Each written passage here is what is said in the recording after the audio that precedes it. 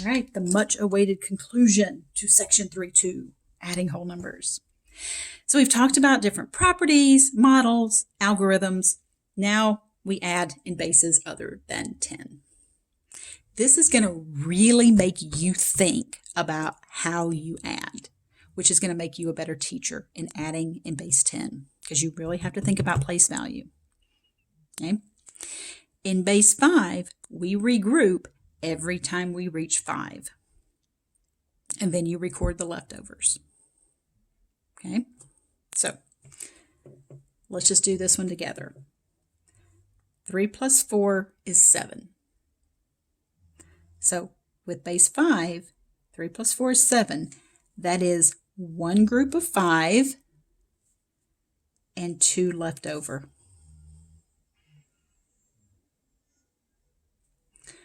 One plus 2 is 3. 3 plus 3 is 6. That is a group of 5 and 1 left over. 4 plus 1 is 5. That is a group of 5 and nothing left over. And then there's nothing out here, so that 1 is just going to come down. So it's all about adding, regrouping your group of 5, and then writing down your leftovers, because your leftovers are, in this case, the 1s. Because it's base 5, that's why I'm regrouping every time I get to 5. Here, for base 12, I will regroup every time I get to 12. 7 plus 4 is 11. Don't put 1 carry a 1. No, that's base 10. Base 12, 7 plus 4 is 11. That's a perfectly good base 12 number. That's the digit E. Nothing to regroup. 9 plus 6 is 15. So that's 12, one group of 12, and 3 left over. Remember, that's 10, 18, 19. So that's 12 with 7 left over. And then that one's just going to come down. So it's all about regrouping every time I reached 12. Now, because this one's a pretty long list, I'm going to use the scratch method. So this one I use the standard algorithm. This one I'm going to use the scratch method for it. You certainly don't have to if you don't want to. Okay, so the scratch method, we put a scratch every time we hit 10. Well, this is base 4, so we're going to put a scratch every time we reach 4.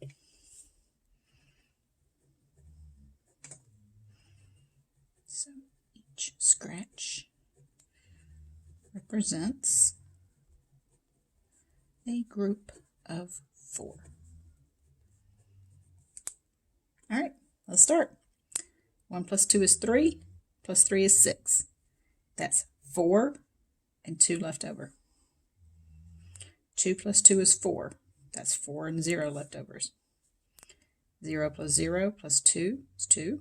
Plus 3 is 5. That's 4 and 1 left over. All right, so I'm at the bottom here, so that one's just going to come down. I've got 1, 2, 3 scratches. Goes into the next column, the next place value.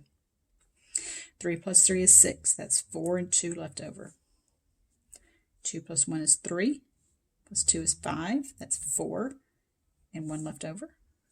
1 plus 1 is 2. And let's not forget, we've got now 2 scratches. That goes into the next place value. Now there's nothing else there to combine with it, so it's just 2, 2, 1, base 4. Now, you might say, well, 1 plus 2, that's 3, plus 3 is 6, 7, 8, 9, 10, 11, 12, 13. That says 31. What went wrong? I'll tell you. Because this is base 4.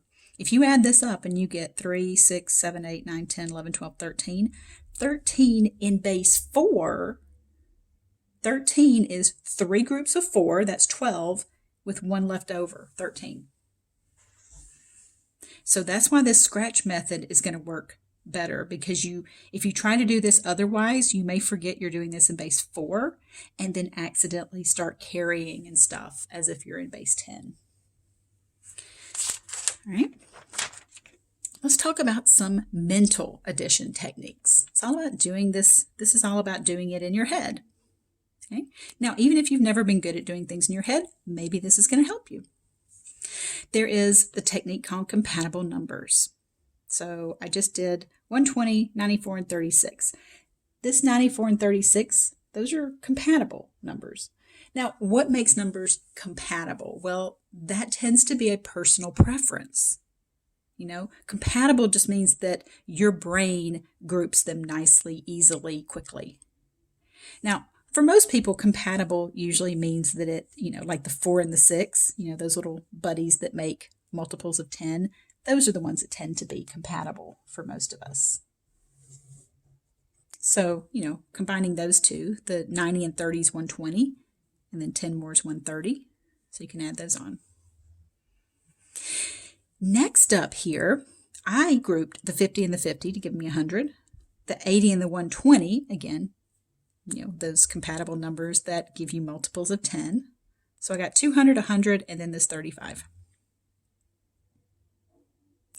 In this one, I grouped the 45, and the 10 to make 100, the 71 and the 9 to make 80, and then the 16. Just kind of along for the ride here. Another mental addition technique is adding from the left. So if you have to add 58 and 25, you can add those together by doing 50 plus 20 and then 8 plus 5. So you get 70 and 13. I would probably add that by saying 60 plus 25 is 85 and then subtracting 2, because I added 2 onto this. So I got to compensate and then subtract it off at the end. 72 and 49, 70 and 40 is 110, and then 2 and 9 is 11. So this is just another technique. And if you use some kind of weird, mixture of all these different techniques, that's okay too. You don't have to use something that has a name. These are just some that are commonly used. Another technique, substitution, sometimes called breaking up and bridging. So 127 plus 38. You can break up that 38 into 3 and 35. So looking at 38 here as 3 and 35. Now, why did I break it up into 3 and 35? Why didn't I break it up into 4 and 34 or 8 and 30? Well, because that 3 combines nicely with that 7 and that 127. So you get 130 plus 35. So this 47 here, I broke it apart into 6 and 41, just because that 6 goes nicely with that 4 on that 84. So again, these aren't like, hard and fast rules that you have to use. I also went back and did this one as 84 and 16. So I broke up the 47 into 16 and 31, just in case you look at 16 and you recognize those two as being something nice that adds up to 100. Just in case that's how you see it. And then we have the trading off, or the compensation. And this is the one that I mentioned. I didn't think about that, but I mentioned it over here, how I would, this one, where I said I would add 60 and then subtract off, 2. That's the compensation technique. This says you can add something to one number and then subtract it from another one. Oh, so I guess it's not really, because I added it to one of them, I subtracted it from the answer. So yeah, some kind of weird hillbilly version, I guess, that I got going on here of this. So if you add 5 to 65, you get 70, and then you subtract 5. So we're really not changing the overall answer, right? Because I'm adding 5 and then subtracting 5. So when I add it, I'm really just adding 0. So this sum is the same as this one, but no regrouping was needed. Here, you got the 13, carry the 1. You'd have to regroup. Here, no regroupings needed.